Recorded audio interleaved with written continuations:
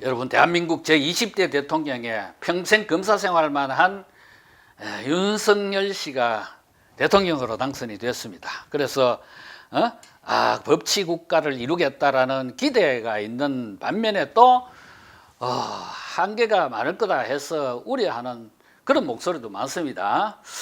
제가 이제 최근에 SNS 상에서 윤석열의 한계라는 제목으로 비판하는 글을 한번 올렸는데 난리가 났습니다.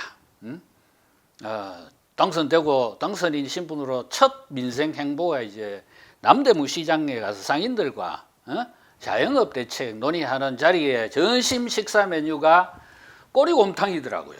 저는 그걸 딱 보는 순간 동물적으로 왜 하필 저렇게 비싼 꼬리곰탕을 먹을까? 저게 힘든 자영업자들에게는 위화감으로 다가오지 않을까? 이 생각이 들었어요. 그래서 저는 우리 윤석열 당선인이 평생 어렵게 살지 않아서 그런 거에 대해서 좀 둔감하지 않은가. 그렇다면 그 보좌하는 비서진들이 그런 부분을 메뉴를 뭘 할까 이런 거를 신경 써야 되는데 그걸 강구하지 않았나. 이런 이제 지적을 제가 했던 겁니다. 그런데 좀 표현이나 이런 게 과했던 모양이죠. 그래서 지지자들이 비판을 많이 했습니다. 제가 다르게 봤습니다. 그러나 제가 비판한 것이 잘못됐다 그렇게 생각하지는 않습니다. 글이라는 것은 작가의 손을 떠나면은 독자의 몫이기 때문에 평가는 제가 겸허하게 수용을 하되 제 뜻이 잘못됐다라는 생각은 없습니다. 자, 오늘은 또 이제 또 다른 윤석열의 한계를 제가 지적을 하면서 윤석열 정부에 바라는 그런 바를 제안하고자 하니까 한번 들어봐 주시기 바랍니다. 제가 그 산림청장을 지낸 분을 만나서 식사를 한번 한 적이 있어요. 이 산림청장 이야기 나왔으니까 우선 경북 울진에서 산림 그 화재로 인해서 산불 화재로 인해서 피해를 입으신 우리 울진 군민 여러분들 빨리 이렇게 복구되시기를 기원하면서 위로의 말씀부터 전합니다. 어쨌든 그 산림청장을 지낸 분이 하시는 말씀이 뭐냐면은 요즘 시장 군수 이런 그 민선 지자체장들은 나무를 심지 않는다 그래요. 그래서 왜 그렇습니까? 물었더니만은 이게 이 선거를 통해서 뽑히는 그런 단체장들은 당장에 박수 받을 일이 아니면 안 한다는 거예요. 안 한다는 거예요.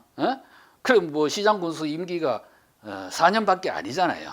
길게 해봐야 3회 하면은 12년밖에 못 합니다. 그런데 나무 심어봐야 자기 임기 동안에 그게 무슨 공으로 성과로 나오지 않지 않습니까? 그래서 나무를 심지 않는다라는 거예요. 그런 생각으로 다 시정 군정에 임한다 그러면은 누가 나무 심습니까? 흔히 하는 말로 소는 누가 키웁니까? 그죠? 자, 대통령도 마찬가지예요. 대통령은. 특히 대통령은 더더구나 단임제라서 임기가 5년밖에 안 됩니다. 그죠? 5년 동안에. 그러니까 5년 동안에 할 수 있는 일이라는 게 한정되어 있지만은 그러나 놓치지 않고 꼭 해야 되는 일도 있습니다.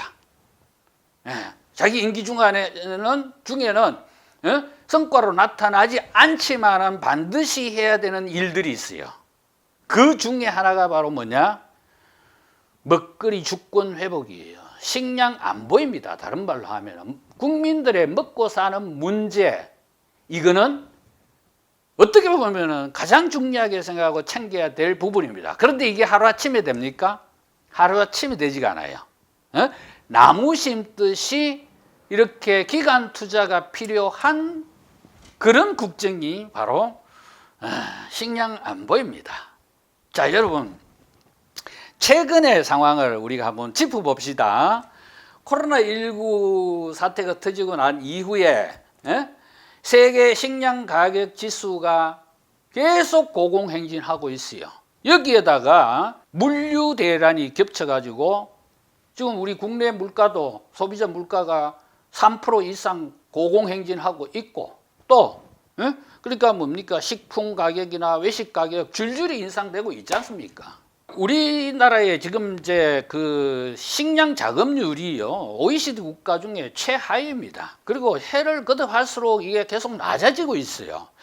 우리가 식량 자급률이 낮다라는 것은 우리 식량의 해외 의존도가 높다. 다시 말하면 대부분 수입에 의존하고 있다라는 이야기이거든요. 그 이야기는 우리 식량 사정이 해외 변수에 의해서 많이 좌우된다라는 이야기입니다. 지금 경제 성장률이 1%, 2%대의 초저성장 기조 속에서 소비자 물가 3%, 4% 인상이라는 것은 이거는 엄청난 재앙이에요. 자, 윤석열 정부의 국정 주요 과제가 뭐가 될지는 뭐 인수 과정이기 때문에 아직 발표가 되지 않았습니다만 우리가 생각할 때 뭡니까? 정의로운 사회, 또 뭡니까? 저 법치국가, 또 국민 대통합 뭐 이런 걸 내세울 겁니다. 그런 거대 담론을 내세우겠지만은 자, 여러분 문재인 정부 초기를 한번 우리 돌아가 봅시다. 그때 문재인 정부가 청와대에서 제일 처음 한 게 뭐냐면 일자리 위원회를 설치한 거예요. 그리고 뭐 일자리 일일 상황표까지 만들고 그다음에 15대 재벌 회장들 불러놓고 일자리 창출해라고 뭐 그렇게 요구를 하고 했습니다. 이렇게 되면은 일선 공무원들은요 모든 일의 최우선 과제를 일자리 창출이라고 넣습니다. 그 일자리 창출과 관련되면은 예산도 투입하고 뭐 이렇게 합니다. 그 이야기는 바꾸어 말하면은 국정 최우선 과제 외에는 공무원들 별로 관심을 적게 가져요. 관심을 별로 안 가지게 돼 있다라는 겁니다. 그런데 아까 제가 말씀드린 대로 뭡니까? 어떤 정부에서든 반드시 해야 하는 일, 그거는 소홀히 해서는 안 된다라는 게 제 오늘 주장입니다. 다시 말하면 먹거리 주권 회복, 식량 안보입니다. 여러분 곳간에서 이십 난다는 말이 있습니다. 그리고 옛 고서에는 미니 식위천이라고 해서 국민들에게는 먹는 문제가 하늘과 같다. 이렇게까지 이야기했습니다. 자, 윤석열 대통령은 5년 후면은 물러납니다. 그죠? 그러나 국민들의 먹고 사는 문제는 지금이나 그때나 여전히 중요한 과제입니다.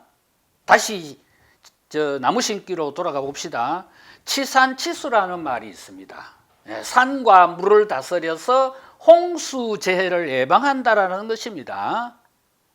그러면은 치산치수와 같은 그 요즘의 정책 과제는 뭐겠습니까? 식량 안보를 튼튼히 해서 물가 폭등을 예방하는 것, 그것이 바로 현대판 치산치수가 아닌가 저는 그렇게 생각을 합니다. 윤석열의 한계라고 느끼고 있는 것이 뭡니까? 평생 검사 생활을 했다. 그래서 경제 분야는 좀 약할 것이다. 뭐 정의사회 구현하고 국민통합하고 법치국가 이럴지 몰라도 우리 국민들의 먹고 사는 문제 과연 해결할 것인가 라는 게 윤석열의 한계라고 생각할 겁니다. 그런 윤석열 대통령이 바로 제가 우려하는 이 부분을 묵묵히 해결함으로 해서 퇴임 이후에도 야 윤석열이 그때 그거 잘했어 이런 평가를 받는다면은 반전에 성공한 대통령이 되지 않을까 그런 생각을 하면서 윤석열 정부의 성공을 기원해 마지 않으면서 오늘 순서 마치겠습니다.